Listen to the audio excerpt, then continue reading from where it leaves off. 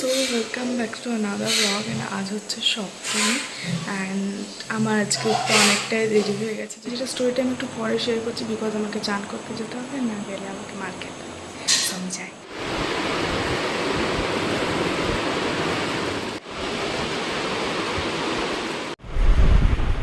তো আমার চান হয়ে গেছে, এখন আমি রেডি হবো। কিছুই মেকআপ করবো না বিকজ আমি মেকআপ পছন্দ করি না, জাস্ট একটু।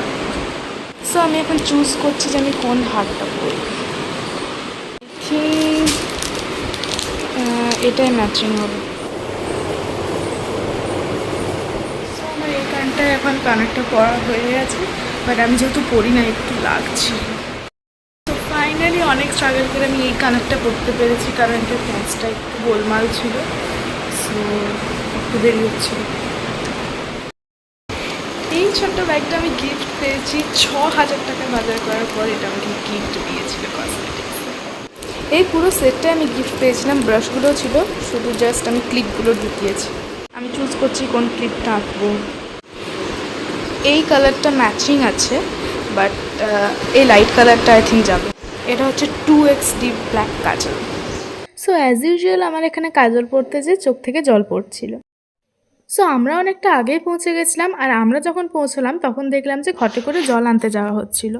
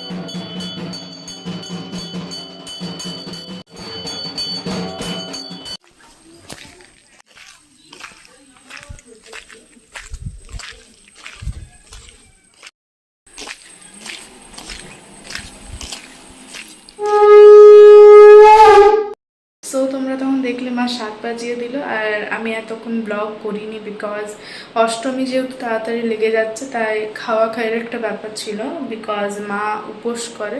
সো আমরাও খেয়ে নিয়েছি একবার বিকজ আমারও খিদে পেয়েছিল, বাপিও খেয়ে নিয়েছে। সো যেটা আমি বলছিলাম, আমি একটা স্টোরি শেয়ার করার কথা ছিল যে আমার উঠতে লেট হয়েছে। ব্যাপারটা হচ্ছে লেট ঠিক নয়, আমি একবার উঠেছিলাম 5টার সময়, তারপর আমি 6:30টায় উঠেছি। মানে অন্য বছর সপ্তমীতে যে একটা ভোরে ভোরে ভোরটা দেখার ব্যাপার থাকে, আগের বছর রাতে উঠতে হয়েছিল, অনেকটা আগে ছিল। সো এবছরও বলছিল যে ছিল আগে টাইম, বাট আমাদের এখানে দ্বিতীয় টাইমটাই করেছে, সো তার জন্য দেরিতে, এটা অনেকটাই গ্যাপে ছিল। সো ফাইনালি ঠাকুর আনতে যেতে একটু বেশি দেরি হয়েছিল, যার কারণে মায়েরও একটু রান্না করতে দেরি হয়ে গেছিলো, বাট ওকে। সো আমি এতক্ষণ ব্লগ করিনি, দেখতেই পাচ্ছ এই যে কাজল টাজল সব ঘেটে আছে বিকজ আমার ঘুম পাচ্ছিল, বাট আমি ঘুমাইনি। এই ভিডিওটা এডিট করতে হবে, ষষ্ঠীর একটা মিনি ব্লগ পেন্ডিং আছে, এই ভিডিওটা পেন্ডিং হচ্ছে, এটাই ব্যাপার আর কি।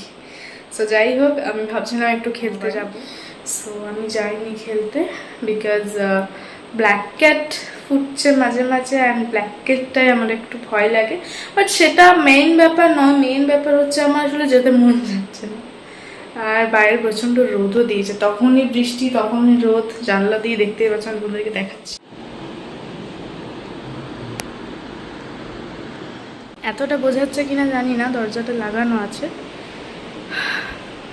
যাই হোক, এখন ব্লগটা দেখতে থাকো। আশা তো করছি সন্ধে পর্যন্ত আরও অনেক ক্লিপস নিতে হবে, সন্ধেবেলাতেও যাবো।